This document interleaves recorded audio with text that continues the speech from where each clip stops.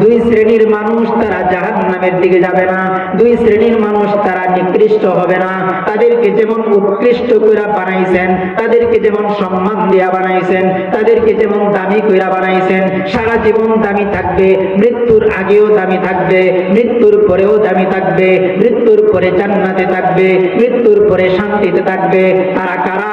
আমার আল্লাহ কোরআনে কারীমের মধ্যে বইলা দিয়েছেন, ইল্লাল্লাযীনা আমানু, এক প্রকার হইল যারা ঈমান আনবে, ওয়া আমিলুস সালিহাত,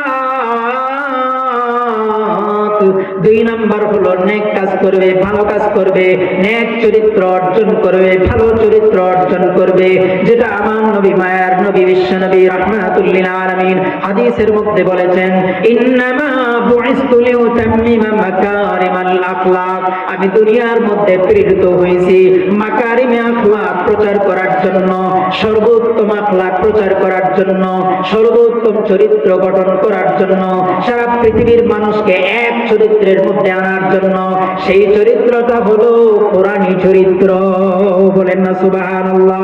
যে ব্যক্তি ঈমান আনার পর তার পুরাটা জীবন কোরআন অনুযায়ী গঠন করবে, তার যৌবনকাল কোরআন অনুযায়ী গঠন করবে, তার বৃদ্ধকাল কোরআন অনুযায়ী গঠন করবে, তার সারাটা জীবন কোরআন অনুযায়ী চলবে, কোরআন অনুযায়ী তার জীবনটাকে চালাবে, কোরআন অনুযায়ী তার চরিত্রটা গঠন করবে।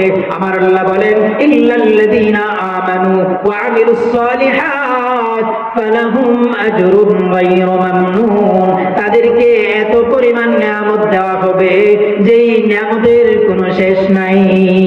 বলেন না সুবহানাল্লাহ।